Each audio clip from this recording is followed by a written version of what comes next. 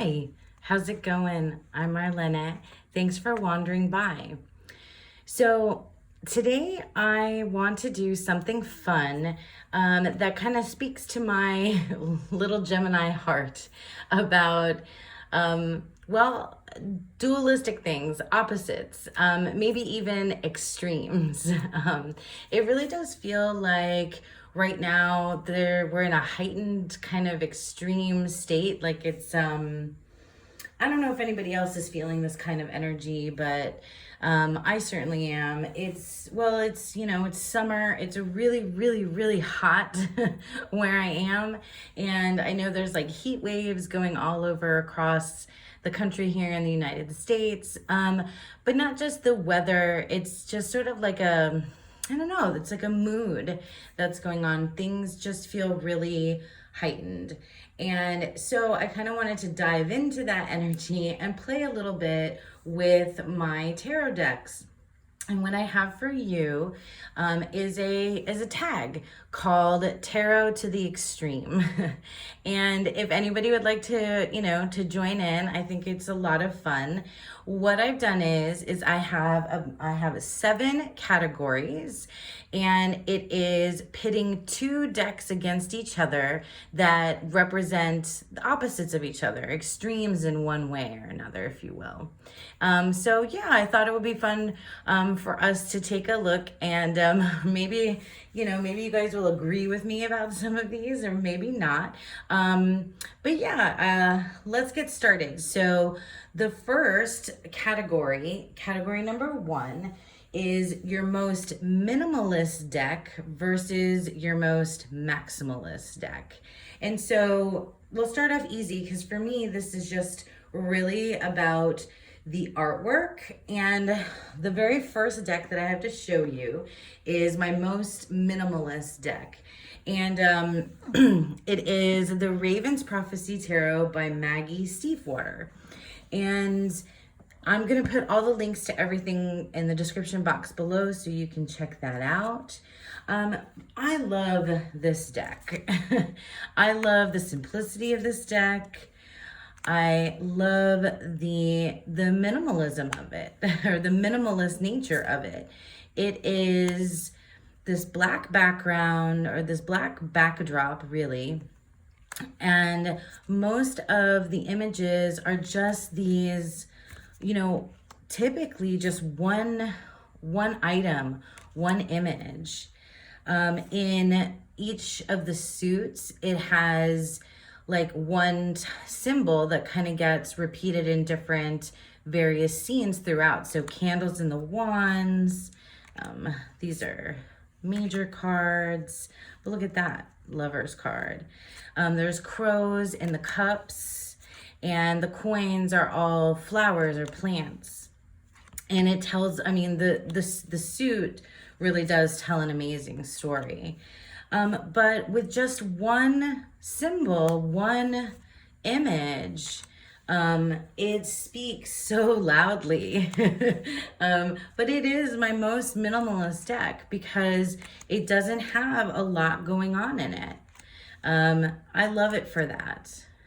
And I love, as you'll see, I have a very eclectic taste in the tarot.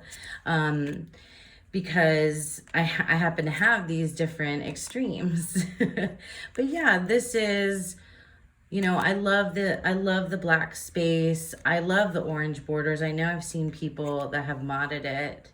That's amazing. These hands. It's just, yeah, it's a super minimalist deck. So what are we gonna pit this up against? Because I do have definitely decks that have more, have busier artwork. And I decided on probably one of the most intricately involved scenes in a tarot deck. And my most maximalist deck is the Surrealist Tarot. It's obviously...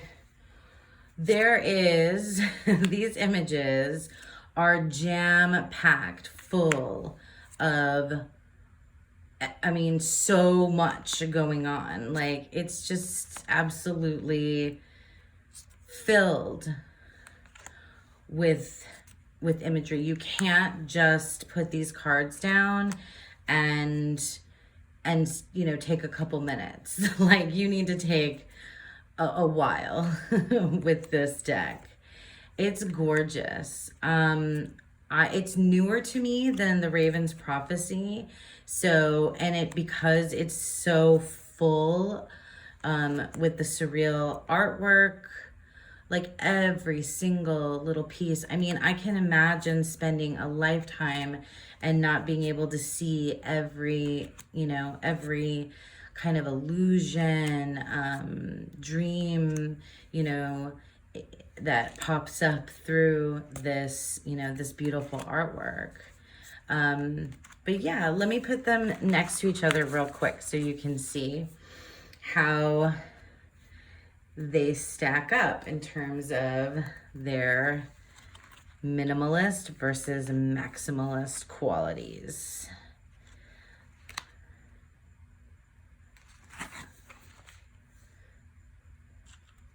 Pretty cool, huh? They actually look like they would work really nicely together just because of that. Just because they are... Look at that. Oh my gosh, that's gorgeous together. Look at that. I never even thought to work with them together. Maybe this is like really teaching me something extreme. But yeah, so that's the Raven's Prophecy Tarot, my most minimalist deck, next to the Surrealist Tarot, my most maximalist deck. Next up, we have category number 2. And category number 2 is daytime tarot versus nighttime tarot. Now, I define this as because of a practice that I do. So I like to have a tarot in the morning and a tarot in the evening spread. I don't do it every day, but I really like to start my day off with the tarot and end the day with it when I can. And often, recently, I have found that these two decks work really perfectly for me in this practice. And I've just begun to really kind of align these particular decks with the day and the night. So like the dawn and the dusk, and it just really feels like daytime vibes versus nighttime vibes. So let's take a look at these two, and you can interpret this however you want if you'd like to do this tag, but I just really feel like, like the sun and the moon, really. It just feels like they just give me that feeling. So first, let's talk about my daytime tarot, which is what I like to use in the day and the morning. And this is the Faux Grand Duchess Tarot. It is an indie deck, and it is available on Etsy. It is a photo collage. It's vintage imagery, like 50s style, 50s and 60s. And this deck is so awesome. It is really, it's got humor and depth and even some kind of like social commentary running through it. But these like beautiful pastel, mint borders, it feels like the morning, that's funny. Because is that bacon or eggs? I'm not sure what that is. Pancake? It feels like the morning to me. It feels like the day. And I really, oh my gosh, I love this card so much. That reminds me of my childhood. But it just like, I don't know, it's like a wake you up, or this is like the kind of deck that you want to be sipping your coffee and starting your day off and like setting your focus. And it's funny, it's weird, it makes you think, but it really like gets me started. Look, waffles, see, this is definitely a morning deck. It just feels like the daytime to me, and it's become really it makes me think of summer too, but it's just like it's daytime. So it's my daytime deck. And my nighttime deck is the Invisible Light Tarot. I'm sorry guys, I know this is rare. It is available on Etsy. I'll leave the link below. But anyway, this is my nighttime deck. And it is a photo deck. It's amazing and gorgeous. It really feels like the evening. It feels like what I like to pull at night. It just, in contrast to my daytime deck, it's just been gorgeous together. There's black and white as well as some color photography. This deck it also feels like summer, but it feels like, I don't know, it just feels like the night. It feels like the evening. It feels like after dinner. It feels like being outside in the evening. Obviously there's daytime depictions, and I don't know what it is. It's just the mood. It really feels like, I'm just drawn. Maybe it's the people laying in beds. I love this Emperor card. I don't know what it is. It just makes me, I just reach for it at night, and it just gives me that mood. Let me put them together so that you can see my daytime versus my nighttime deck. Yeah, these are like amazing together. I do the 7-card spread, and I'll show you more when I do my monthly wrap up, my month gone by, and I'll show you how I specifically use them together. I don't know what it is, how they compare. I don't know, this just feels like day and this feels like night. Even the Sun card, look at that. Yeah, I love these two decks. I love using them together. So this Tarot to the Extreme, they really fill those two spaces for me quite nicely. So this is my Faux Grand Duchess Tarot and the Invisible Light Tarot, my daytime and my nighttime tarot extremes. Okay, so next up we have if you recognize the backs of these decks, then you're probably wondering, like, what the heck is this category now? So now we have kind of a fun and easy one to do. My best shuffle versus my worst shuffle. And I think it's probably pretty obvious why that is. But I also just wanted to pull these decks out because I love them both. But anyway, let's start off with my best shuffle. So my best shuffle is the Future Ancestor Tarot. This is a gorgeous, gorgeous deck. I think I have it upside down. Yes. I love this deck. You've seen me talk about it before if you've been around here. If not, I'll put some links down below so you can see me talk more about how I feel about this deck. It is a independently produced deck by Lexa Luna Studio. I'll leave the link for you below as well.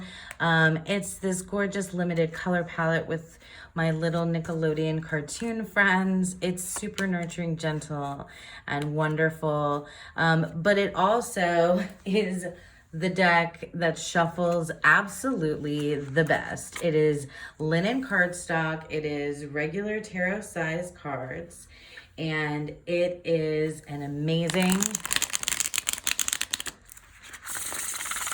shuffle every time.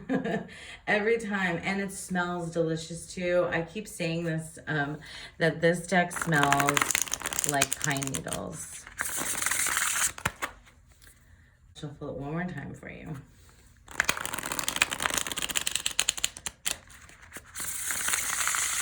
Oh my God, that's luscious. There are many, many merits to this deck, but one of them is most definitely its shuffle ability. And yeah, love shuffling that deck. And now for my worst shuffle is the Jonasa Yaus Jumbo. And this is also an independently produced deck. It's gorgeous. I mean, this deck is like, I wanted to have it so much that the regular size version of it was out of print, and all that I could get was this version, the Jumbo. And I sacrificed, its shuffleability in order to have it, because it's such a special deck. It's so gorgeous. It is in the Marseille tradition, although it is not a traditional art of Marseille. But as far as I know, Jonasa Yaus used, oh my goodness, Jodorowsky's tarot meanings. But in any case, I mean, it's gorgeous, but I can't shuffle it. I can't shuffle this deck at all, not even side shuffle. So when I go to use it, I have to do this. Let me see if I can even show you on camera.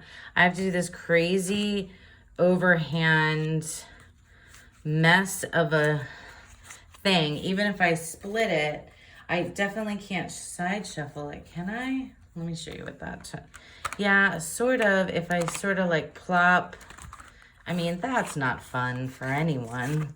I have to sort of plop the things on each other, and it's just, it's not fun to shuffle. I mean, it's a gorgeous deck, and I will definitely keep using it no matter what. But it's just not fun to shuffle. Let's put them next to each other just real quick, just so you can look at the imagery. This isn't what I'm comparing, but we can still look. That's interesting, just so that we can play and see how things look. I'm so sorry. Always have things. I don't use reversals, but my decks always get crazy. Look at that. I love how things come up like that. Anyway, yeah, so that is the Future Ancestor Tarot and the Jonasa Yaus Jumbo, my best shuffle and my worst shuffle decks in Tarot to the Extreme. Okay, so now we're at category number 3, and this is our most confronting deck versus our most comforting deck. And for those of you that recognize the backs of these decks, you realize that we're heading into some like more serious territory with these tarot extremes. So let's first talk about this deck on the right. So this is the Hayworth Tarot. And this is also a deck, an independently produced deck. I think, I can't remember if it's Printer Studio or where you can find it, but I'll put the link below. This deck is, this deck is confronting. It has some seriously messed up, difficult, challenging, scary, really scary sometimes too. I don't get like grossed out by it. I find it has worked really well for me. I have a Tarot for Insomnia spread that I like to use this deck with, and I find it helpful, but that Ten of Swords is not any crazier than a lot of Ten of Swords I've seen, but like this is some seriously confronting imagery. Like, don't, be prepared, for some really difficult stuff. Like, there's guts and gore, and it is not these are not like easy images to look at. And I still think they're very beautiful though. I know that there's, I think, a podcast that this is based after, and I'm not aware. I haven't listened to the podcast. That is one of my favorite strength cards ever. Anyway, yeah, I mean, this is confronting. It's tough. It's tough, and it's beautiful in that way for me, but it is creepy. I don't deny it. Look at all those legs on the horse. That's so wild. Yeah, I really enjoy it though. That looks like Ali Sheedy to me every single time. In the Breakfast Club. Anyone? So yeah, so the Hayworth Tarot is my most confronting deck. And then my most comforting deck, which I've paired with the Hayworth Tarot, is the Tarot of Light. There's the box. I haven't shown the box for everything, but I'll show you the box of that one. So the Tarot of Light, this is mass market. And it's beautiful. It is the Denise Jarvie, and the artwork is Tony Carmine Salerno. I know Tony Carmine Salerno has lots of artwork in Oracle decks too. I think there's a lot. I think I might have another one of his, but I'm not sure. This is just, I mean, it's it's soft. I mean, there's keywords.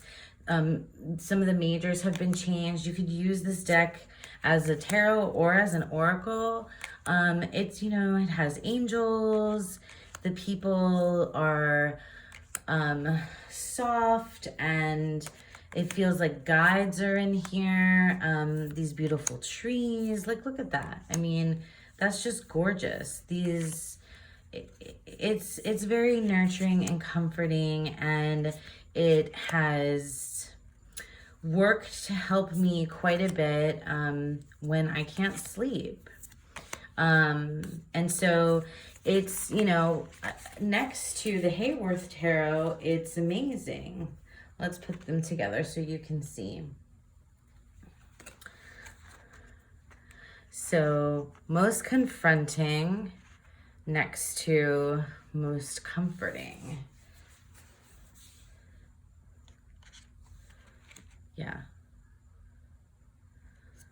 They just like I don't know, the opposites attract, right? They work for me. I usually do, up and down. Oh,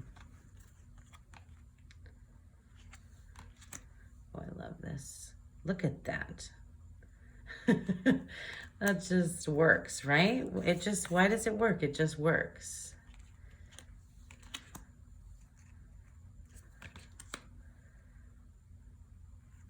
Emergence and the moon.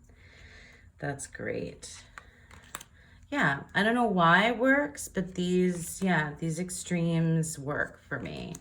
Most confronting and most comforting. The Hayworth Tarot versus the Tarot of the Light. Next up we have, and honestly, I've lost count of the categories where I am, but I'll figure that out in editing and you'll see. This category is tarot for every day, or tarot for every so often. So these two extremes are a tarot deck that it's an everyday, all around. I can always grab this deck.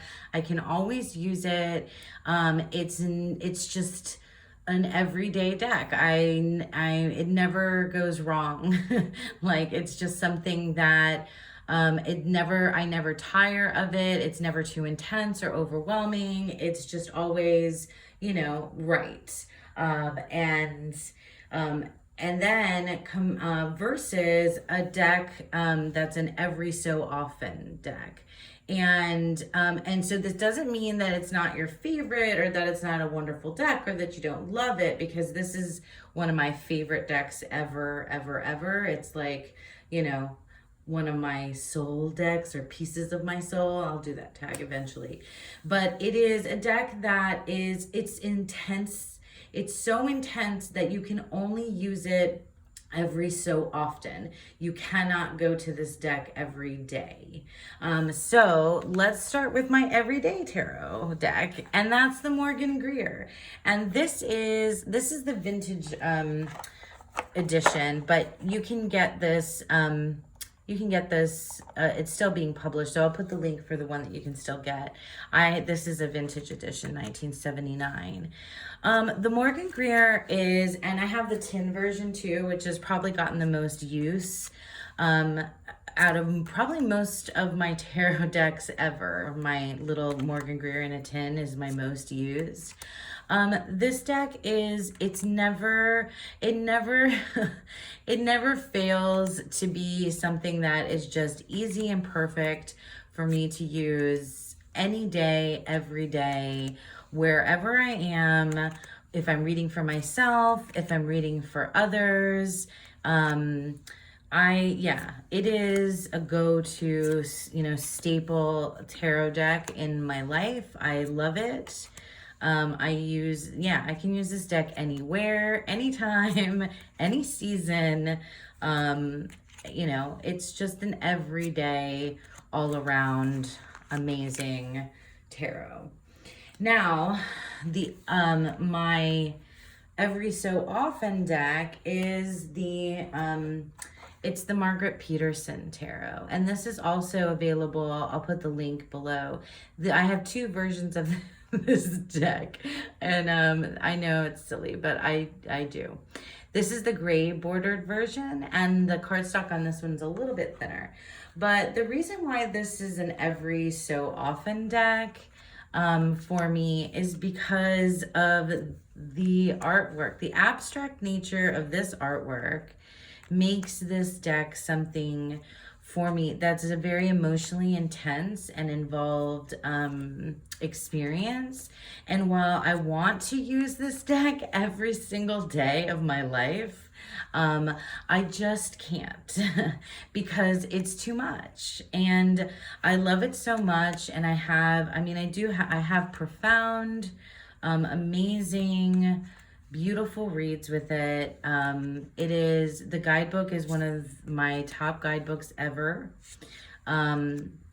It's totally immersive. It's really out there because it's so abstract that you have to kind of reinvent what you believe about what the cards mean. This is like this deck. It is so amazing. But I simply can't use it every day because I can't do that to myself every single day with that kind of intensity. Sometimes I need something, a little bit more simple and grounding. This is definitely not grounding or everyday. Let's put them next to each other so you can see how they compare side by side. Both amazing decks that I love, but they are definitely extremes. I've never seen them next to each other this way. This is fun. They definitely don't pair. I guess you could, you can always try anything out, it's always fun to experiment. But definitely, totally different feel, totally different reading experience. And that's, fine. That's exactly why this one I can use every day. And this one, I really want to though. This deck, I want to use it all the time for everything, but I just it's really a lot. And when I use it, I can only use just maybe 3 cards at the most. I haven't pulled a larger spread. 4, maybe. I've done 4. But this deck I can do Celtic Cross, you name it. This deck is just, so versatile. That's why it's my Morgan Greer is my everyday, and the Margaret Peterson is an every so often deck for me. Okay, I am not going to show you the backs of these decks yet, because the next category, I might ruffle some feathers with this one. So let's see what you guys think. I am pitting two decks against each other, and the category is most overrated versus well, not most, it's overrated versus underrated. So we're gonna start out with the overrated deck, and this is where I might ruffle some feathers. So that deck is the Tarot of the Abyss. Okay, so to start out with, before you guys get too mad at me, I love this deck and I use it. I do love this deck and I use it. It is it's by Anna Torian. It's available mass market. It is, I see it everywhere all the time, and rightly so, because it's gorgeous. This black and white and cream colored imagery. I featured this in another one of my tarot tags. I think this was my one of my sins. 7 decks for 7 deadly sins. And I think I featured this as a deck I got just purely because of the aesthetics, because it's so beautiful, and it is. But the reason why I'm labeling it as overrated is because there's lots and lots of beautiful artwork out there. I think why I'm putting it here is because this deck I think has kind of overshadowed, at least in what I've seen on TarotTube and what I've seen around, that this deck is one of the only black and white decks that I see featured a lot out there, and I think it is beautiful. This artwork is amazing. She does really something special with the court cards. But I feel like it has overshadowed some other black and white decks that I think are also really, really beautiful. And so that's why this deck is my overrated, and this deck is an underrated deck. This is the Bianco Nero Tarot. And it is a beautiful black and white deck. And it is, I guess you might, I don't know if you would say this one is more Rider-Waite Smith clone, versus the Tarot of the Abyss is, I guess it kind of has more departure from the straight up Waite Smith imagery. But like, this deck is gorgeous. This line work, I got this deck before I got the Tarot of the Abyss, and I used it a lot. This was a nighttime deck for me too. It could have gone in that category. But it's really, really beautiful. And I feel like I don't think I have any other black and whites, but I feel like there's more out there, and I feel like, maybe you guys are all saying there's no comparison.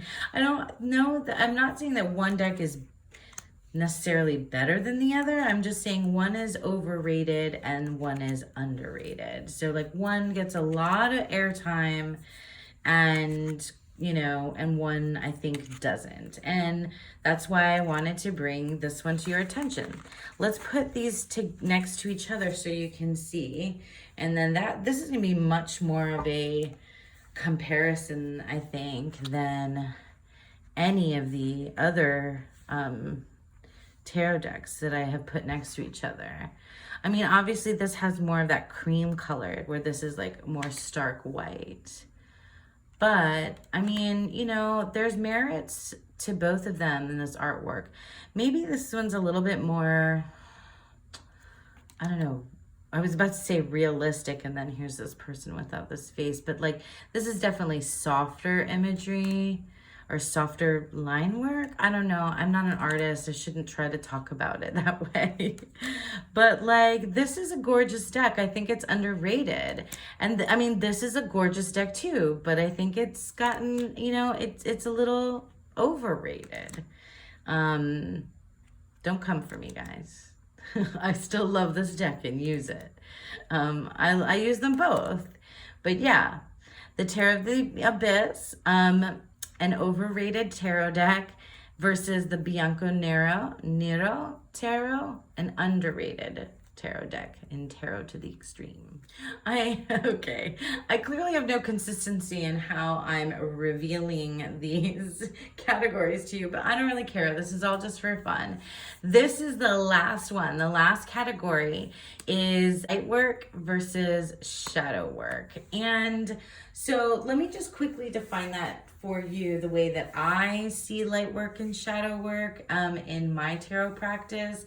Not to get too, serious, because this is supposed to just be for fun.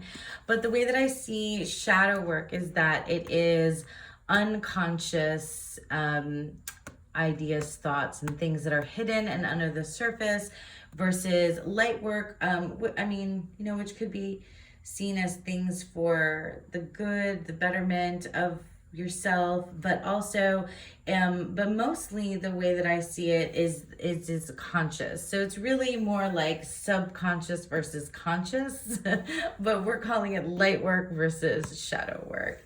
And this is the Fountain Tarot, and this is the Black Tarot. This is another really underrated deck, the Black Tarot. I think I've seen it very few places on TarotTube, and I love and adore this deck. Anyway, let's talk about the Fountain Tarot and why it is my light work or deck that I use that really is more about conscious. What's conscious, what's already in my awareness. This deck is amazing. It's beautiful. It's crisp. It's clean. It's not subtle, I guess I can say that. Like, it's you have you have symbolism to work through, but it's so obviously light, versus dark. You can, like, just in color story, but it's just clean and crisp, and it works really well for readings that are about things that are just happening in, like, my everyday conscious awareness. So, like, things with work maybe, or just like, maybe like relationship stuff, but just kind of everyday relationship stuff, not like things that are like hidden under the surface, or, childhood, whatever.